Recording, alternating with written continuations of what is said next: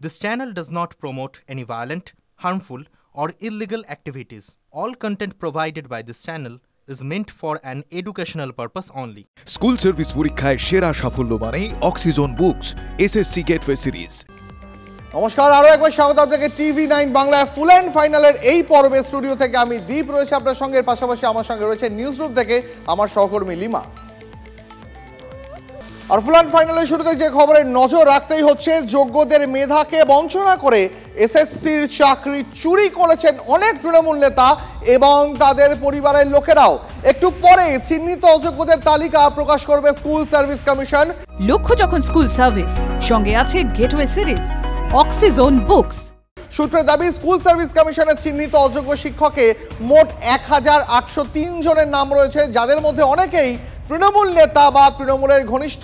অনেকে আবার এই তৃণমূল শুধুমাত্র ঘনিষ্ঠ নয়, তাদের পরিচিত, তাদের সম্পর্কের তৃণমূলের অঞ্চল সভাপতি রয়েছেন তার মধ্যে। এমনকি নাম রয়েছে পূর্ত কর্মাধ্যক্ষের ছেলে, তৃণমূল নেতা স্ত্রীর, বিধায়কের মেয়েও। তারাও চাকরি বাগিয়েছেন দুর্নীতির মাধ্যমেই। কথা বলবো, আমাদের সহকর্মী সুমন রয়েছেন আমাদের সঙ্গে। সুমন, দুটো প্রশ্ন তোমার কাছে। প্রথম প্রশ্ন, কখন তালিকা বেরোবে, আর কতক্ষণ অপেক্ষা করতে হবে? আর দুই, তৃণমূল নেতাদের সঙ্গে চাকরি চুরি যে যোগাযোগ, তার শিকড় কতটা গভীরে, সেটা কি এই তালিকা সামনে আসার পর আরো একটু পরিষ্কার হয়ে যাবে? দেখো, আজকেই তালিকা বেরোবে, যেটা আমরা জানতে পারছি যে হয়তো আর কয়েক ঘন্টা তার মধ্যে তালিকা প্রকাশ হয়ে যাবে। এবং যে তোমার দ্বিতীয় প্রশ্ন ছিল যে তৃণমূল নেতাদের আত্মীয়রা, তাদের পরিবারের লোকজন চাকরি পেয়েছেন, হ্যাঁ একেবারেই তাই। যে তালিকা রয়েছে সেখানে কিন্তু দাগি শিক্ষকদের যে তালিকা, সেখানে কিন্তু একাধিক এমন নাম রয়েছে যেখানে বিধায়কের মেয়ে, পূর্ত কর্মাধ্যক্ষর ছেলে, তার সাথে সাথে তৃণমূল নেতা, অঞ্চল সভাপতি খোদ, তার স্ত্রী, এভাবে কিন্তু অনেকেই চাকরি বাগিয়ে নিয়েছেন। এই দাগি তালিকা প্রকাশ পেলে কিন্তু সেই নামগুলো প্রকাশ্যে চলে আসবে, জনসম্মুখে চলে আসবে, যেটা শাসক দলের জন্য বিড়ম্বনার অন্যতম কারণ হবে। দেখো, আমরা দাঁড়িয়ে রয়েছি এসএসসি অফিসে, যেটা হচ্ছে আচার্য সদন। এই আচার্য সদন থেকে তালিকা প্রকাশ করা হবে, যেটা এখনো পর্যন্ত জানা যাচ্ছে ওয়েবসাইটে তালিকা আপলোড করা হবে। 1803 জন নির্দিষ্ট একেবারে দাগি, তার সঙ্গে সঙ্গে আউট অফ দ্য প্যানেল এবং প্যানেল এক্সপায়ার্ড যদি যোগ হয়, তাদের সংখ্যাটা 1900 দ্বারে পাশে দাঁড়াবে। সেই সংখ্যায় কিন্তু কিছুক্ষণের মধ্যে তালিকা প্রকাশ হবে, এটাই কিন্তু আমরা জানতে পারছি। দীপ, সুমন, ধন্যবাদ। বেশ কয়েকটা রাজনৈতিক বক্তব্য আমাদের কাছে এসে পৌঁছেছে। কি বলছে তৃণমূল, পাল্টা কি বলছে বিজেপি, শোনাবো আপনাদের। যারা চাকরি চুরি করলো এসএসসি বোর্ড এবং রাজ্য সরকার, তাদের বিরুদ্ধে সুপ্রিম কোর্ট কি ব্যবস্থা নেয় এবং যারা অযোগ্য তাদের বিরুদ্ধে সুপ্রিম কোর্ট কি ব্যবস্থা নেয়। আমাদের এই অযোগ্যদের তালিকা যদি আগে প্রকাশিত হতো তাহলে এই মামলা এত দূর গড়াতো না। সুতরাং আজ অযোগ্যদের তালিকা প্রকাশিত হচ্ছে। এসএসসির যিনি চেয়ারম্যান, তিনি হলফনামা দিয়ে বলছেন 15,800 জন আনটেন্টেড অর্থাৎ যোগ্য, তাহলে তাদেরকে সার্টিফাই করে যোগ্য চাকরি ধারাবাহিকতা সহ ফেরানো হচ্ছে না কেন? কেন তাদেরকে আবার রাজ্য সরকার বোর্ড এসএসসির চাকরি চুরির দায় পাপ মুছে ফেলার জন্য নতুন করে যারা ফ্রেশ চাকরি প্রার্থী আছে তাদের সাথে কেন বসানো হচ্ছে?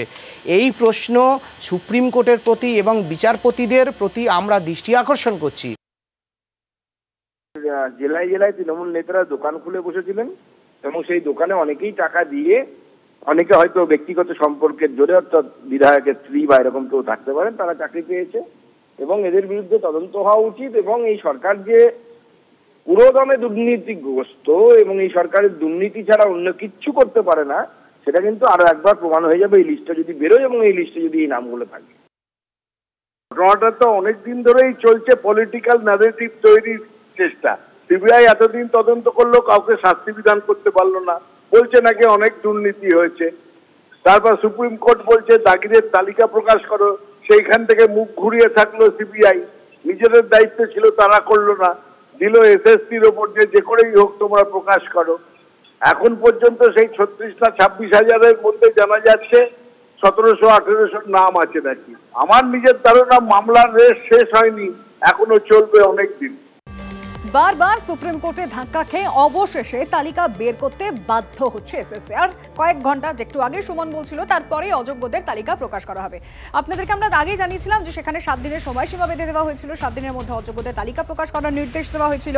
একজন দাগি নিয়োগ প্রক্রিয়ায় অংশ নিলে ফল ভুগতে হবে রাজ্যকে, কড়া বার্তা দিয়েছিলেন বিচারপতি সঞ্জয় কুমার। রাজ্য ও এসএসসির ভুলের জন্যই হাজার হাজার মানুষকে ভুগতে হচ্ছে। রাজ্য এসএসসির ভুলে দায়ী করা হয়েছে সুপ্রিম কোর্টকেও।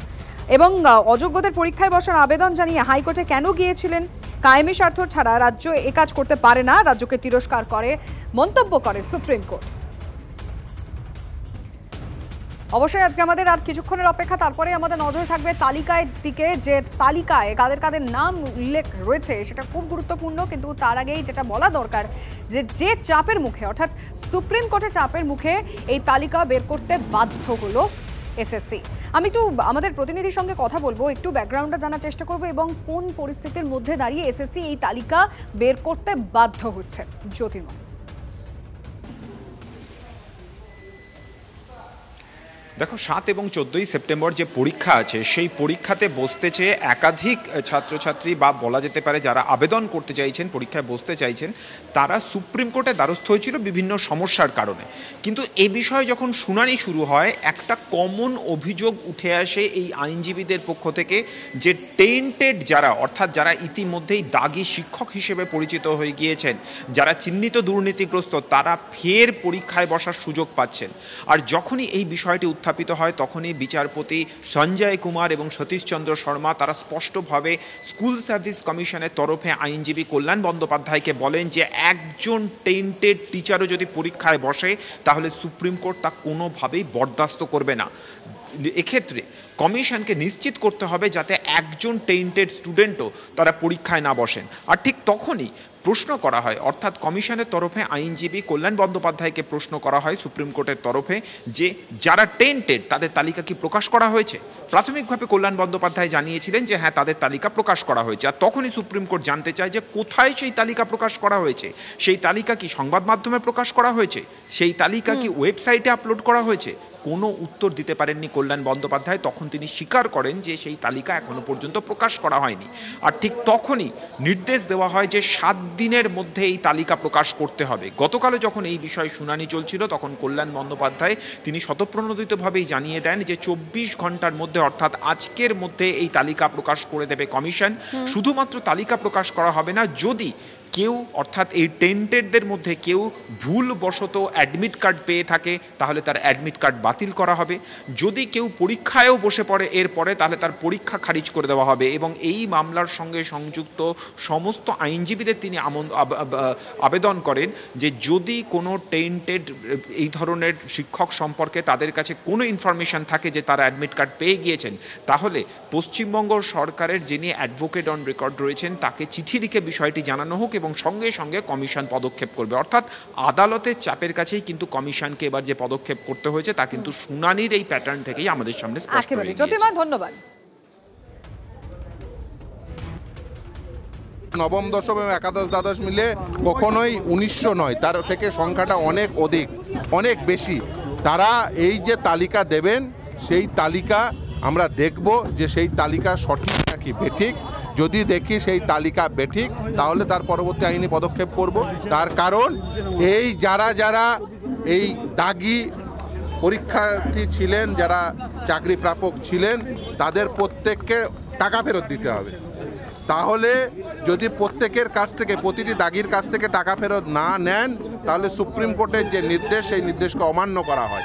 তালিকা যদি স্বচ্ছ হতো, যদি দুর্নীতি প্রথমে করেছে তারপরে যদি স্বচ্ছ তালিকা দিতে পারতো যে হ্যাঁ এরা দাগি আর বাকিরা অদাগি, তাহলে তো এই নিয়োগ প্রক্রিয়াটা বাতিলই হতো না। যে এসএসসি মেরিট ওয়াইজ কারা কারা সিলেক্টেড হবে সেই এসএসসি সেই লিস্ট প্রকাশ করতো। আর আজকে এসএসসিকে কি লিস্ট প্রকাশ করতে হবে? যে কাদের কাছ থেকে তারা টাকা নিয়ে চুরি করে চাকরি দিয়েছে। দুর্ভাগ্যজনক। যখন যোগ্য অযোগ্য প্রমাণিত হয়ে গেল, স্কুল সার্ভিস কমিশন লিস্ট পর্যন্ত পাবলিশ করবে, তাহলে যারা বৈধভাবে নিযুক্ত হয়েছিল তারা কেন ক্ষতিগ্রস্ত হবে? তারা কেন দ্বিতীয়বার পরীক্ষা দেবে? কেন তাদের জন্য কোনো অর্ডিন্যান্সের ব্যবস্থা হবে না? আমরা তাদেরকে আমাদের লয়ারের যে সাজেশন নিয়েছি, অর্ডিন্যান্স সংক্রান্ত বিভিন্ন ক্ষমতার, তারা সবাই মিলে মিলিতভাবে সেই চেষ্টা কেন করবে না? কেন রাজ্য বিধানসভা এটা নিয়ে তোলপাড় হবে না? শিক্ষাকে যে চুলোর দক্ষিণ দুয়ারে পাঠিয়ে দিয়েছে। শিক্ষামন্ত্রী বাংলার জেলে কোনোদিন কখনো হয়েছে? কোশ্চিনকালে নিয়োগ যেখানেই হয়েছে সেখানে দুর্নীতি হয়নি, এটা বলা যাবে না। এটা খুবই লজ্জার বিষয়। বেহায়ার নাহিলা যে নাহি অপমান, সুজনকে এক কথা মরণও সমান। এই তৃণমূলীদের বা তৃণমূল নেতানেত্রীদের সত্যি এদের হায়া লজ্জা যদি থাকতো তাহলে আর চিৎকার করে কথা বলতো না বা মুখ দেখাতো না।